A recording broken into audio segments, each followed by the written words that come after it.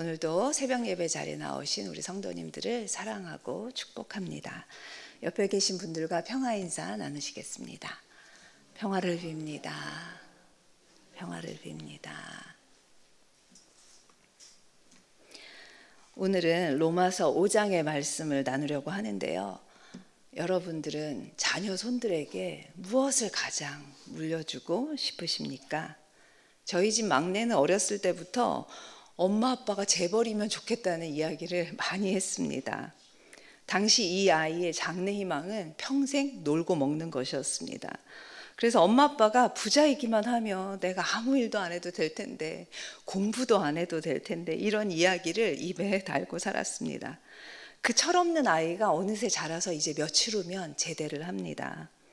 군복무를 마치고 이제 성인이 된 모든 청년들이 그렇듯이 이 아이도 제대 후에는 부모 곁을 떠나서 자기의 길을 스스로 개척하려고 지금 준비를 하고 있습니다.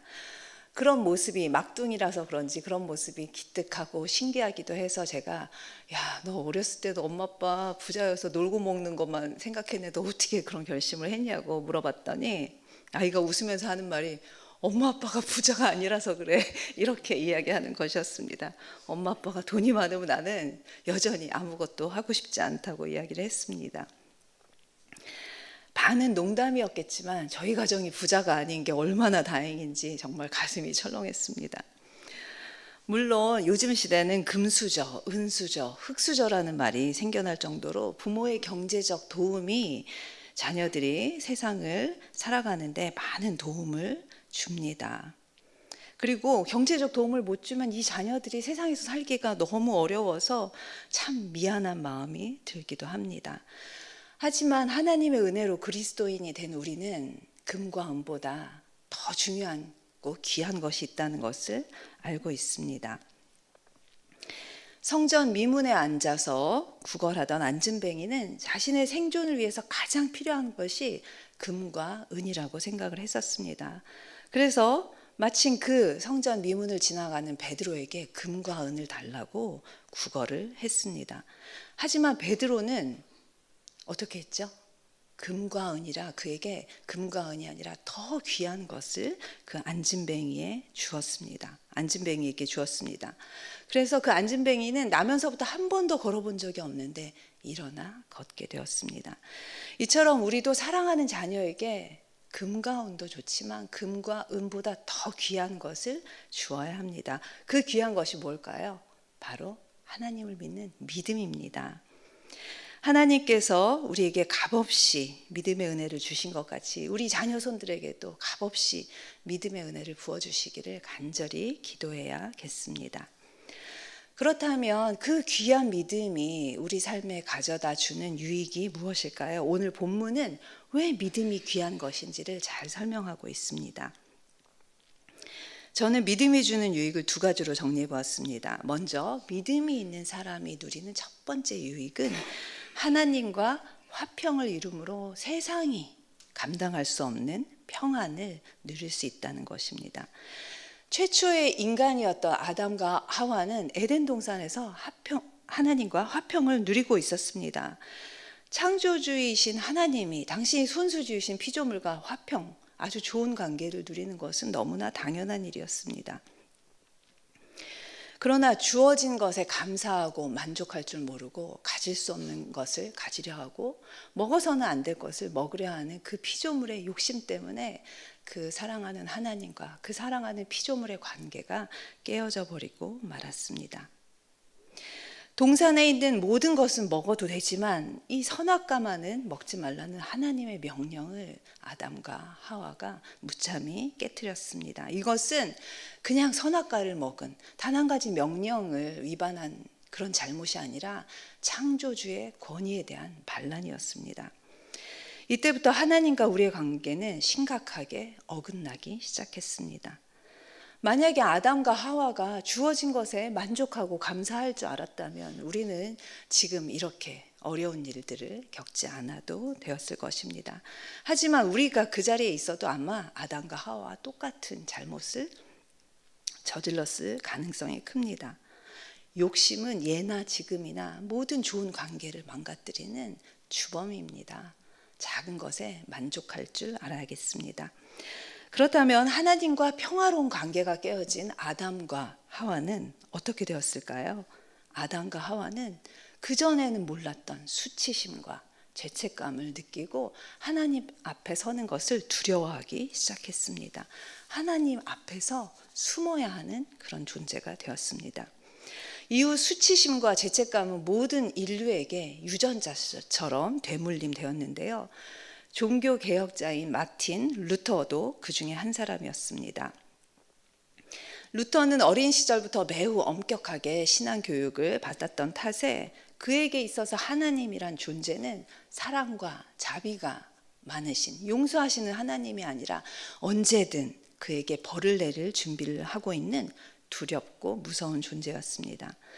그는 심판에 대한 두려움에서 벗어나 구원을 받기 위해서 법률가의 꿈을 버리고 수도사가 되어서 엄청난 고행과 금식으로 자신을 혹독하게 통제하기 시작했습니다. 하지만 그러면 그럴수록 구원의 확신이 아니라 죄의식만 더 커져갔습니다. 그리고 구원에 대한 확신이 없었기 때문에 죽음에 대한 그 불안에서 두려움에서 벗어날 수가 없었습니다. 루터의 마음이 얼마나 힘들었을까요?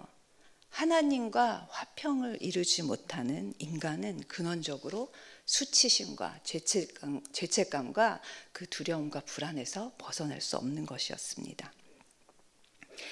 그런데 어느 날 루터가 로마서를 읽다가 한 줄기 빛처럼 예수 그리스도를 보내주신 하나님의 은혜와 사랑을 깨닫기 시작했습니다. 자신의 의가 아니라 예수 그리스도를 이 땅에 보내주신 하나님의 의를 통해서 자신이 진정한 의인이 될 수 있다는 것을 깨달았던 것이었습니다. 그제서야 루터는 그동안 자신을 짓눌렀던 그 수치심과 죄책감과 두려움과 불안에서 벗어날 수 있었습니다. 이제는 자신의 일거수일투족을 감시하는 하나님이 아니라 언제든 그를 따뜻하게 기다리는 그런 자비로운 하나님이 자신의 든든한 백이 되신다는 것을 알게 되었습니다. 하나님과 화평을 누리는 사람은 이처럼 하나님이라는 든든한 백이 있기 때문에 어떤 상황에서든지 평안을 누릴 수 있습니다. 예수님께서 풍랑이 일었을 때 제자들이 정말 너무나 놀라서 정말 죽을 것처럼 놀랐을 때 예수님은 어떻게 하고 계셨죠? 쿨쿨, 아마 코를 고셨을지도 모르겠습니다. 잠을 주무시고 계셨습니다. 어떻게 그럴 수 있을까요? 하나님이 그와 함께 하신다는 것을 믿었기 때문이었습니다. 점점 더 각박해지는 세상을 살아가야 할 우리 자녀들에게도 이 하나님의 든든한 백이 있다면 얼마나 좋을까요? 성전 미문에서 자신이 무엇을 진정으로 구해야 하는지 몰랐던 안진뱅이처럼 우리의 자녀들도 지금은 세상의 것을 더 귀한 것으로 여기고 세상 보는 것을 더 좋아합니다. 하지만 언젠가는 이 자녀들이 반드시 하나님께 돌아올 수 있도록 함께 기도하시는 여러분들이 되시길 소망합니다. 믿음이 있는 사람들이 누리는 두 번째 유익은 어떤 상황에서도 즐거울 수 있다는 것입니다. 인생을 살다 보면 즐거운 일만 있을 수가 없습니다. 그래서 세상이 공평하다는 이야기를 하기도 합니다. 물질적으로 부족한 것이 없어도 건강 때문에 힘든 사람이 있고요. 또 욥과 같이 모든 것을 다 가지고 잘 되다가 한순간에 모든 것이 엎어지는 경험을 하는 경우도 있습니다. 또 사랑하는 자녀가 내 마음대로 되지 않아서 그 안타까운 마음으로 정말 눈물을 흘리는 부모들도 있고요. 내 사람이라고 생각했던 그런 사람에게 배신을 당하는 마음 아픈 일도 경험합니다. 그러나 그럼에도 불구하고 그리스도인은 어떤 상황에서도 즐거움을 잃지 않습니다. 그럴 수 있는 이유가 무엇일까요? 사람과 환경을 보는 것이 아니라 하나님에게서 그 즐거움의 근원을 찾기 때문입니다. 사도 바울이 빌립보 감옥에 갇혔을 때를 한번 생각해 보시면 이해가 잘 되실 것입니다. 사도 바울이 감옥에 왜 갇혔을까요?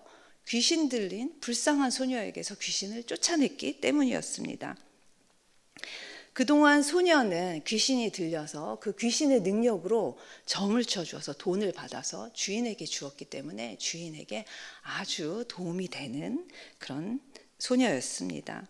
그런데 사도 바울이 귀신을 내어 쫓자 그 능력이 사라져서 더 이상 돈을 벌 수 없게 되자 분개한 주인이 사도 바울을 고발하고 옥에 가둔 것이었습니다. 병을 고쳐주었는데 매를 맞고 감옥에 갇히는 환난을 당했던 사도 바울은 얼마나 마음이 억울했을까요? 만약에 불쌍한 소녀를 모른 척했다면 바울은 매를 맞은 일도 없었고 감옥에 갇힐 일도 없었을 것이었습니다. 그러나 사도 바울은 하나님의 영광을 드러내기 위해서 귀신을 쫓아냈습니다. 또 오직 하나님의 영광을 바람으로 감옥에 갇혀서도 기뻐할 수 있었습니다. 하나님은 옥중에서 기뻐하고 기도하고 찬송하는 그 바울과 실라를 귀하게 여기시고 친히 옥문을 열어주셨죠. 그런데 그들은 또 어떻게 했습니까? 도망가지 않았습니다. 자신들이 도망가는 바람에 그 죄수가 목숨을 끊는다면 그것은 하나님의 영광이 되지 못했기 때문이었습니다. 바울과 실라는 간수와 그의 가족들을 하나님께 인도함으로 또다시 하나님의 영광을 드러냈습니다. 하나님의 영광이 자신의 영광이었고 하나님의 즐거움이 자신의 즐거움이 된 것이었습니다. 우리의 자녀들도 이렇게 예수님을 믿는 믿음으로 말미암아서 어떤 상황 가운데서도 즐거워할 수 있다면 얼마나 좋을까요? 풀은 마르고 꽃은 시드는 것처럼 세상이 주는 기쁨은 한순간에 지나지 않습니다. 그러나 하나님이 주시는 기쁨은 하나님의 말씀처럼 영원히 변치 않는 기쁨이 될 것입니다. 이것을 믿으심으로 오늘 하루도 하나님께 소망을 두시고 믿음의 자리에 든든히 서 계시는 여러분들 되시기를 소망합니다. 기도하겠습니다.